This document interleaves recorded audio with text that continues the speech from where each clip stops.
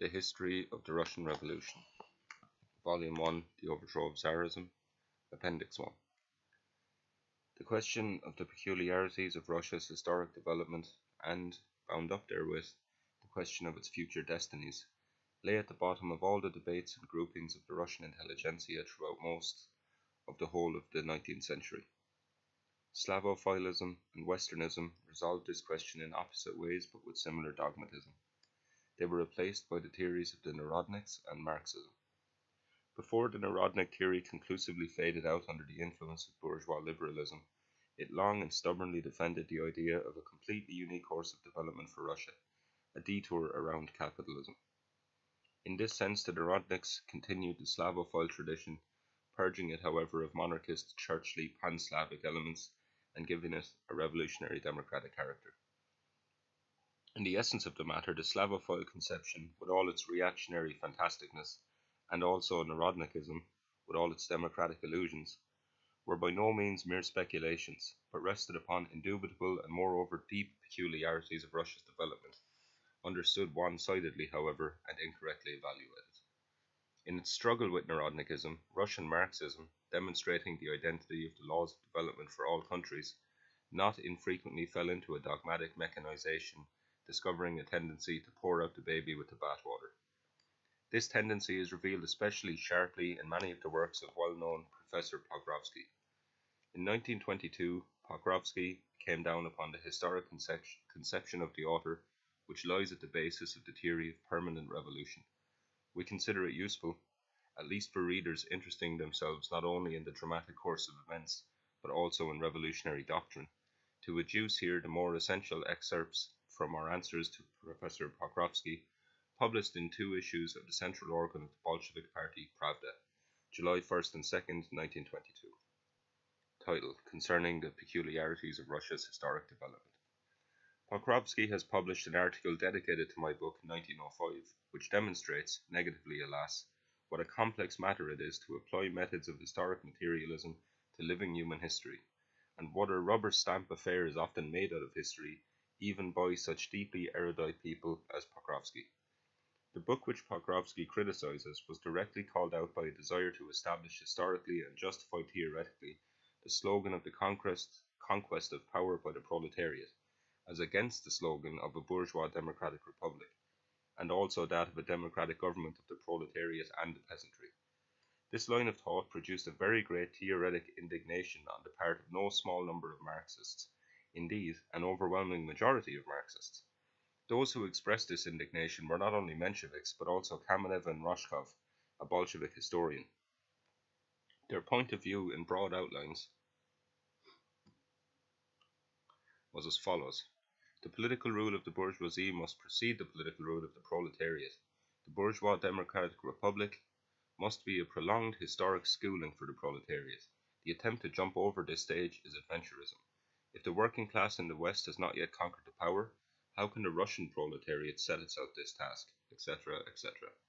From the point of view of this pseudo-Marxism, which confines itself to historical mechanisms, formal analogies, converting historic epochs into a logical succession of inflexible social categories, feudalism, capitalism, socialism, autocracy, bourgeois republic, dictatorship of the proletariat.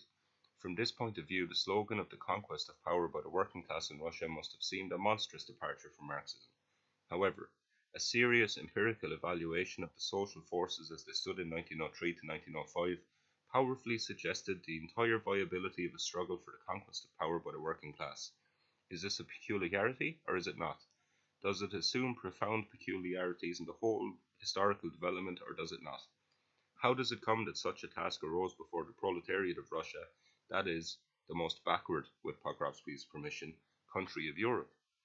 And in what consists the backwardness of Russia? Merely in the fact that Russia is belatedly repeating the history of the Western European countries?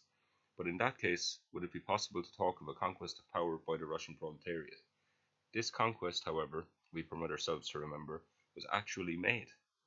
Where lies the essence of all this? In that the indubitable and irrefutable belatedness of Russia's development under influence and pressure from the higher culture of the West results not in a simple repetition of the Western European historic process, but in the creation of profound peculiarities demanding independent study.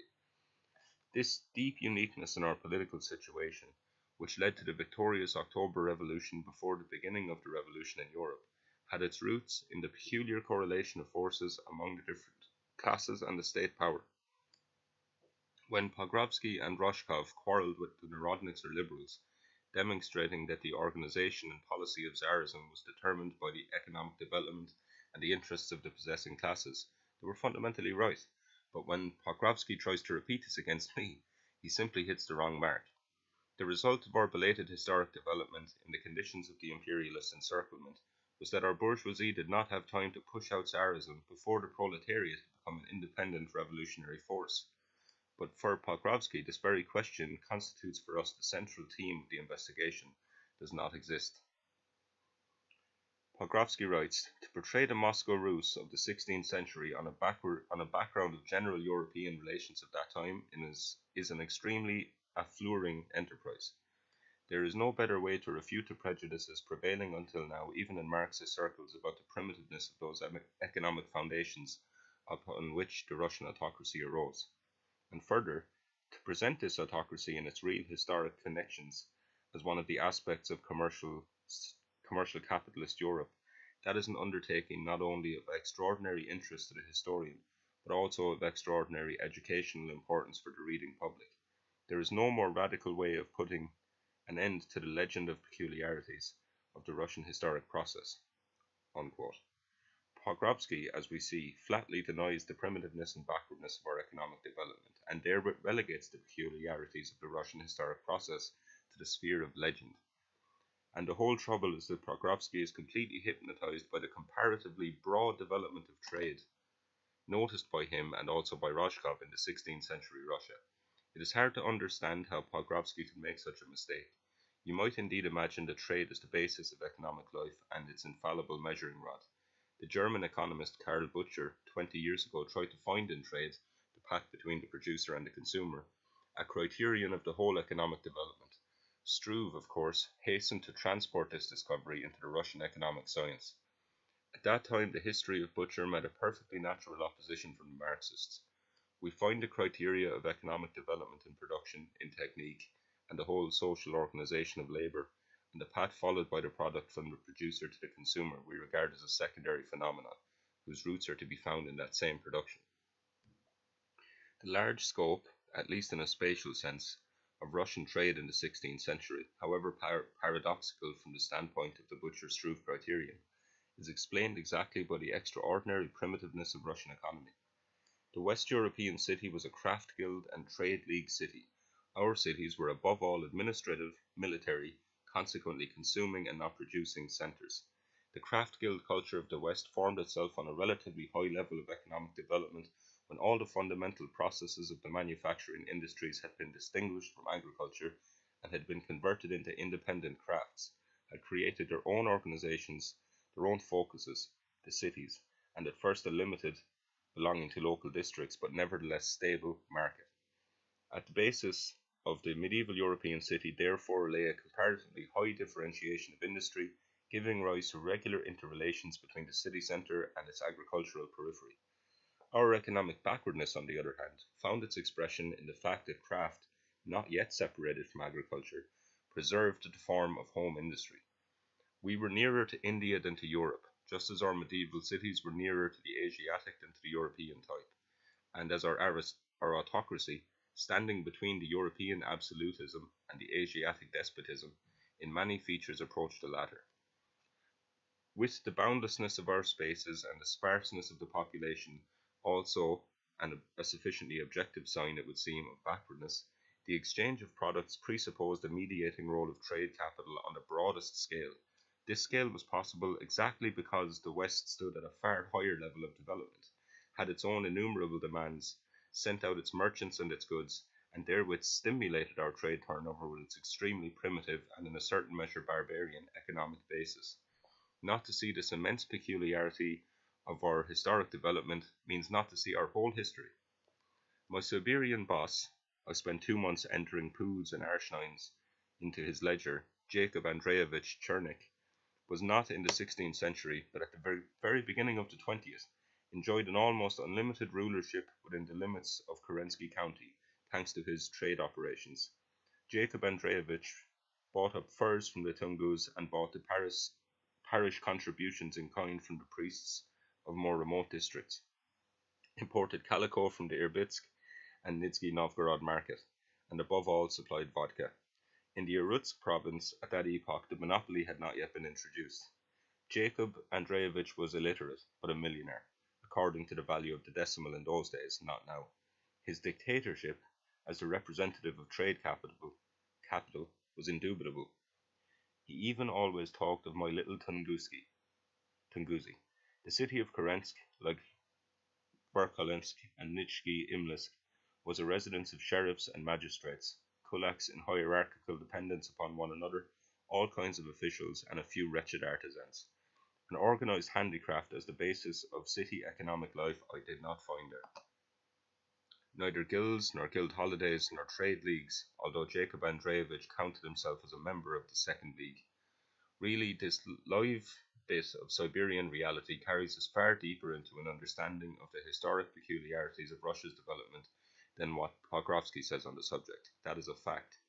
The trade operations of Jacob Andreevich extended from the midstream of the Lena and its eastern tributaries to Nizhny Novgorod and even Moscow. Few trades of continental Europe can mark off such distances on their maps.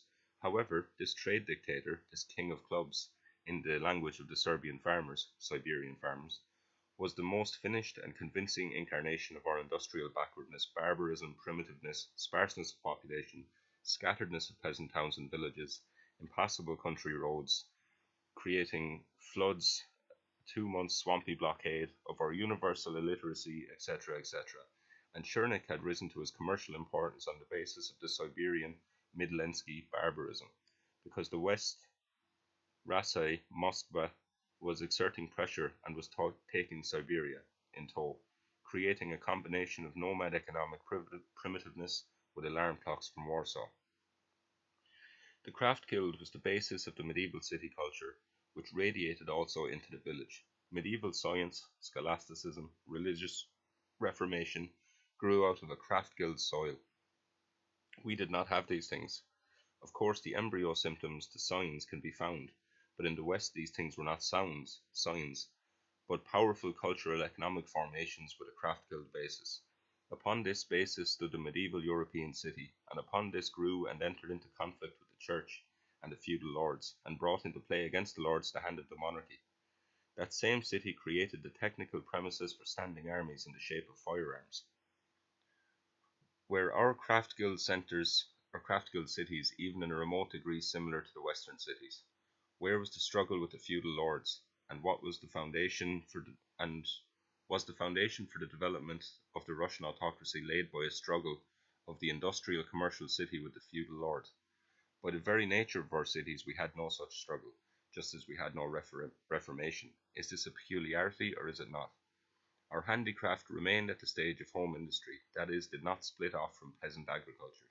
Our reformation remained at the stage of the peasant sect, because it found no leadership from the cities. Primitiveness and backwardness here cry to the heavens. Tsarism arose as an independent state organization, again only relatively independent within the limits of the struggle of living historic forces on an economic foundation, not thanks to a struggle of powerful feudal cities with powerful lords, but in spite of the complete industrial feebleness of our cities and thanks to the feebleness of our feudal lords. Poland in her social structure stood between Russia and the West, just as Russia stood between Asia and Europe. The Polish cities knew already much more of guildcraft than ours did, but they did not succeed in rising high enough to help the kingly power break the barons. The state power remained in the immediate hands of the nobility. The result? Complete impotence of the state and its disintegration. What has been said of Tsarism relates also to capital and to the proletariat. I cannot understand why Pokrovsky directs his rage only against my first chapter dealing with Tsarism. Russian capitalism did not develop from handicraft through manufacture to the factory, because European capital, at first in the trade form and afterwards in the finance and industrial form, poured down on us during that period when Russian handicraft had not in the mass divided itself from agriculture. Hence the appearance among us of the most modern capitalist industry in an environment of economic primitiveness. The Belgian and American factory, and round about it settlements, villages of wood and straw, burning up every year, etc. The most primitive beginnings and the latest European endings. Hence the mighty role of West European capital in Russian industry. Hence the political weakness of the Russian bourgeoisie. Hence the ease with which we settled accounts with the Russian bourgeoisie. Hence our further difficulties when the European bourgeoisie interfered. And our proletariat? Did it pass through the school of the medieval apprentice brotherhoods? Has it the ancient tradition of the guilds? Nothing of the kind. It was thrown into the factory cauldron snatched directly from the plough. Hence the absence of conservative tradition, absence of caste in the proletariat itself, revolutionary freshness. Hence, along with other causes, October, the first workers' government in the world. But hence also illiteracy, backwardness, absence of organizational habits, absence of system in labour, of cultural and technical education. All these minuses in our cultural economic structure we are feeling at every step. The Russian state encountered the military organization of the Western nations standing on a higher political and cultural level. Thus, Russian capital in its first step ran into the far more developed and powerful capital of the West and fell under its leadership. Thus, the Russian working class in its first steps also found ready weapons worked out by the experience of the West European proletariat, the Marxian theory, the trade union, the political party. Whoever explains the character and policy of the autocracy merely by the interests of the Russian possessing classes forgets that besides the more backward, poorer, and more ignorant exploiters in Russia, there were the richer and more powerful exploiters in Europe. The possessing classes of Russia had to encounter the possessing classes of Europe, hostile or semi-hostile. This encounter was mediated through a state organization. Such an organization was the autocracy. The whole structure and history of the autocracy would have been different if it had not been for the European cities, European gunpowder, for we did not invent it, and if it had been for the European stock markets, had not been. In the last epoch of its existence, the autocracy was not only an organ of the possessing classes of Russia, but also of the organization of European stock markets for the exploitation of Russia. This double role again gave it a very considerable independence. A sharp expression of this is the fact that the French Bourse made a loan for the support of the autocracy in 1905 against the will of the party of the Russian bourgeoisie. Tsarism was shattered in the imperialist war, and why? Because it had under it a too low-grade productive foundation, primitiveness.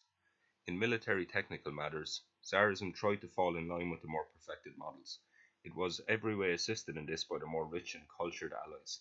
Thanks to this fact, Tsarism had at its disposal the most finished weapons of war, but it had not and could not have the capacity to reproduce these weapons and transport them, and the human masses also, on railroads and waterways with sufficient speed.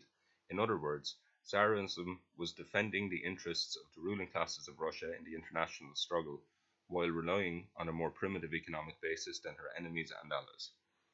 Tsarism exploited this basis during the war mercilessly, devoured, that is to say, a far greater percentage of the national wealth and the national income than her mighty enemies and allies. This fact finds its confirmation on the one hand in the system of war debts, on the other in the complete ruin of Russia. All these circumstances, which immediately predetermined the October Revolution, the victory of the proletariat and its future difficulties, remain today totally unexplained by the commonplaces of Pokrovsky.